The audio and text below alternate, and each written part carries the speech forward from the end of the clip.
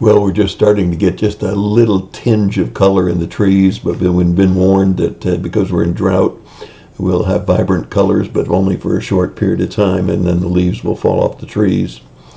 We've been looking at the period of after 400 silent years. We find the announcement of the birth of John the Baptist, the birth of Jesus, and a couple of events that happened for Jesus in the early days, as being taken out to Egypt and brought back, and going to the temple and being with the leaders in the temple as a teenager. And we have another quiet time, if you will, some 20 years or so before we start to see Jesus' public ministry. However, I was intrigued, as again, I am not a great fan of reading through the Bible in a year because you have to rush through so much, but I was intrigued by the fact that there are 4 gospel accounts of John the Baptist. And we sometimes don't do John the Baptist's proper service because he was quite an incredible guy when you think about it. And so I would encourage you today to make your reading from Matthew chapter 3, verse 1 through 12. And I would encourage you to read Mark chapter 1, verses 1 through 8. And I would encourage you to read Luke chapter 3, verses 1 through 20. And I'd encourage you to read John chapter 1, verses 19 through 28. And ask yourself, who was John? What was his mission? What was his message? What was his manner? And what was his moment? What was John's mission? What was John's message?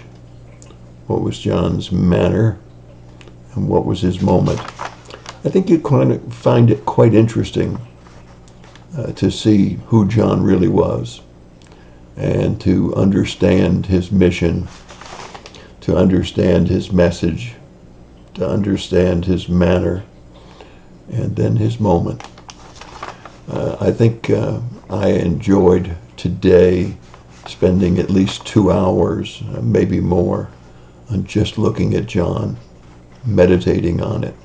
Remember the OIA: observation, interpretation, and application. I think there's some strong messages not only for the average church member, but it particularly should be interesting to pastors. For I know that a lot of pastors that I know pastor very small churches and out-of-the-way places. John was out in the wilderness, and God sent multitudes to him. Let me say that again for you. John was out in the wilderness. You may feel like you're out in the wilderness in your church, but God sent multitudes to him, and he had an incredible impact on the lives of those people that came to him, and he had an incredible impact on the disciples that were following him, and he had incredible influence on those that would be the disciples of Jesus. And that's my thought for the day. Do some reading today. Meditate on who John was.